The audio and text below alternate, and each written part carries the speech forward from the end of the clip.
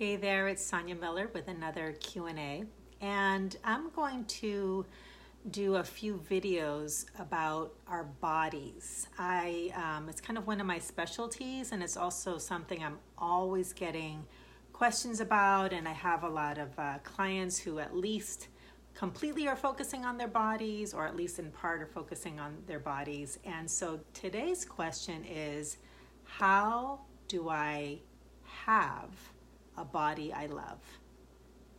How do I get a body I love, manifest a body I love, lose the weight, get healthier, stick to a program? There are so many questions that arise about the body that I thought I would just consolidate it into one question. How do I have the body I love? And I can add a little tagline to that, which is, and love the body I have. Although it's interesting, because if I offer somebody who's struggling with their body, if I say, what if I could tell you could love the body you have? A lot of them will say, no, I just want to have a body I love, which is a really interesting concept, and this will make more sense as we go deeper. So in light of the next few videos I'm going to be doing about body, I'm going to talk about it from the perspective of blind spots. All right, so the way I defined a blind spot is that when your current point of view hides an essential insight. Okay, so part of what keeps us unhappy with our bodies is our point of view. It's the way we're looking at our bodies, and we're looking at our relationship to our bodies. And so this blind spot today that I want to focus on is this: a better body won't make you happier.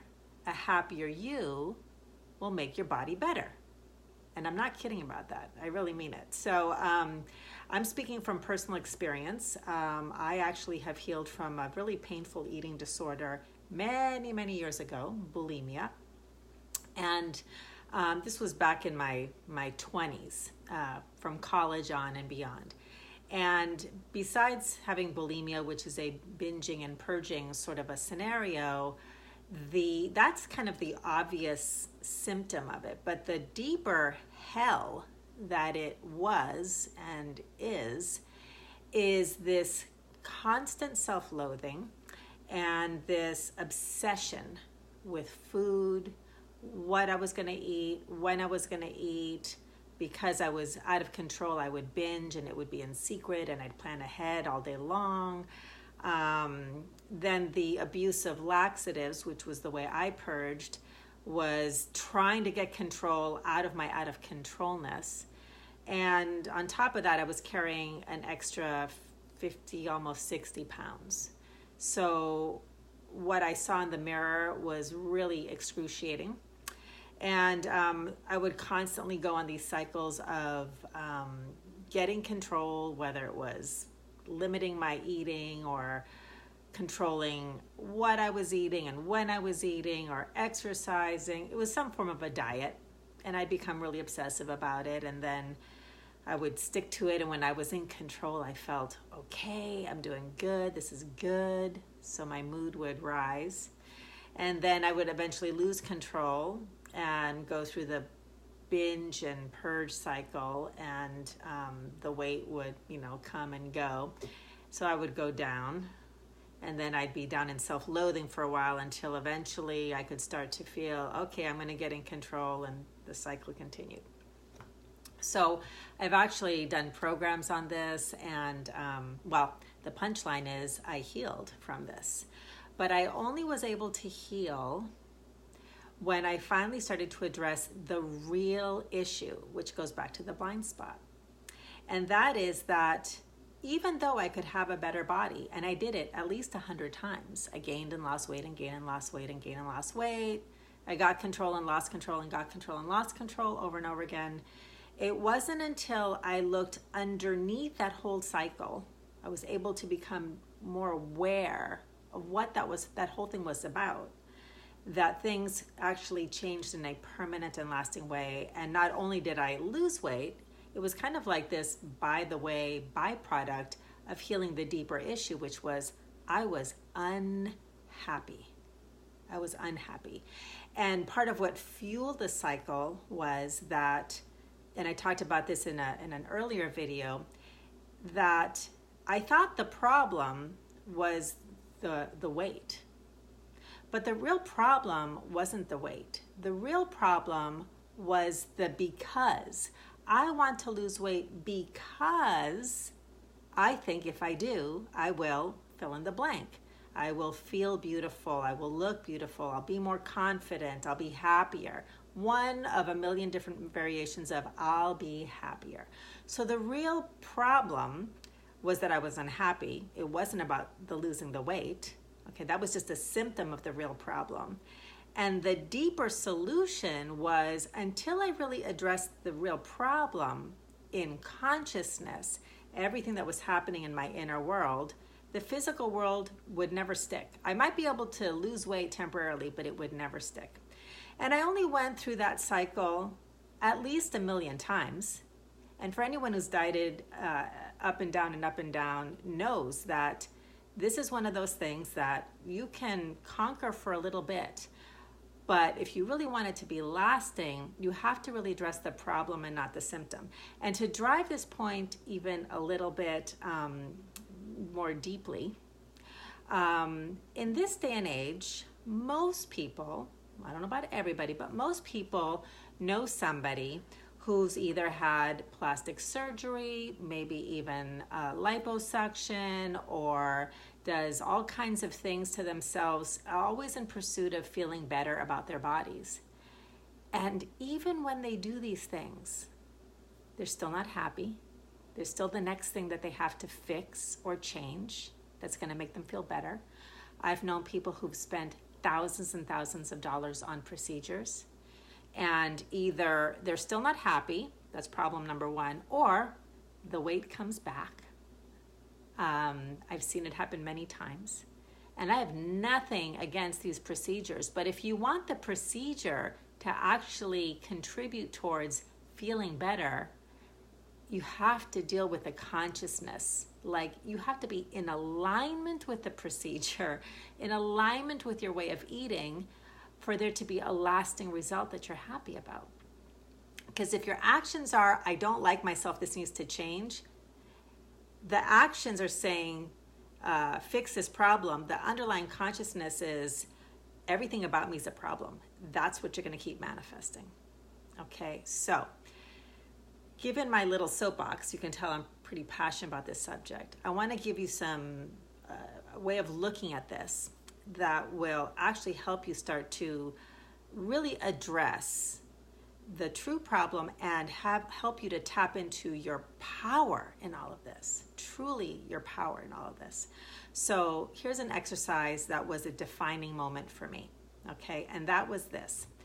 I invite you to look at, and maybe even make a list of all the things that you're putting off until you lose the weight, look the way you want to look, you meet some arbitrary standard of enoughness. Because, by the way, you can never be enough because there's no like actual standard of enough.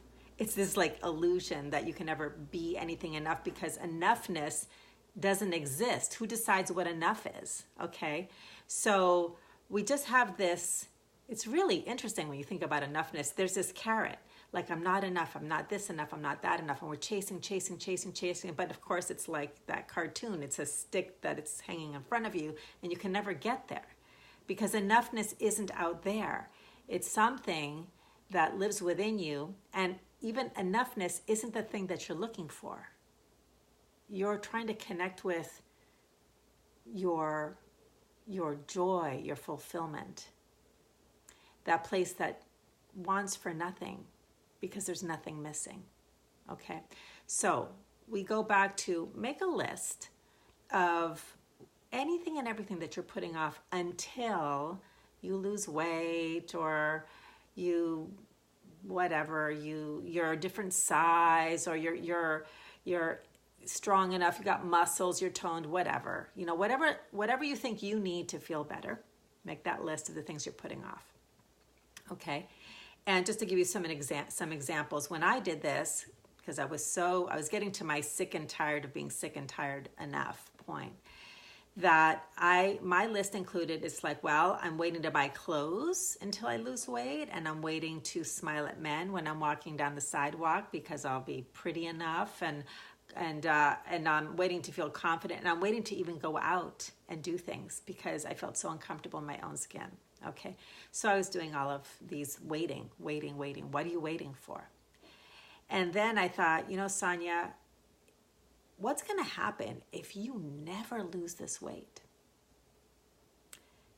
Well, I realized I didn't want to wait my whole life to live my life until I lost the weight. And I realized, oh my God, I could actually miss my life. So I picked one thing from that list, and that was I was going to smile at men because I wanted to be in a relationship when I walked down the sidewalk. And I started to do that. But more importantly was the realization that I didn't want to wait anymore. I wanted to find a way to be happy now because this life was the only one I had. And it was fueled a little bit by the fact that my dad had died young. So it's like I really had the sense of like, this is the one life I had. And the truth was I just wanted to be happy. And it was possible that I wasn't going to lose the weight. So am I not going to be happy? Well, I want to be happy. So how can I be happy now? What is one thing I can do? And I really came into the present moment. And what was amazing about this, and it's still amazing to me, even though I know how this all works, but even now, and back then even more so, is the moment I decided to focus on how do I be happy now, then in my ability to tap into the happiness, I put my attention on the correct thing. I started to attract the insights and the teachers and the support that helped me heal from bulimia once and for all. Okay, so a better body won't make you happier. A happier you will give you a better body. And even though you can't imagine maybe right now how that's possible, check in with what it is that a better body really means to you. What is it that you really want underneath all of this mind movements about weight loss? And take some time to just step away from the whole cycle and say, what do I think a better body is going to give me? Or what am I waiting for? Answer that and then ask yourself, how can I receive this or open up to this in my life right now? What's one thing I can do today? Keep putting your attention on what you really want, not what you think you want. Just a willingness to explore and discover that. And believe me, you will start to attract the insights and the awarenesses that you need to move towards a better body. That will be just kind of a byproduct because it's no longer going to distract you from the true issue. So I hope that's helpful. If you'd like to learn more, I have a program that you can check out. I got many more videos about this very topic, and the program is called Have the Body You Love. So you can just go to successforthesoul.com/have the body you love. I'll put the link down below. And if this was useful, simply just like and share. It helps me reach the people that I'm here to serve. Check out successforthesoul.com and see what other support is there for you. Please send in your questions. I'll be sending more videos your way, especially about body and illuminating blind spots. Have a great day.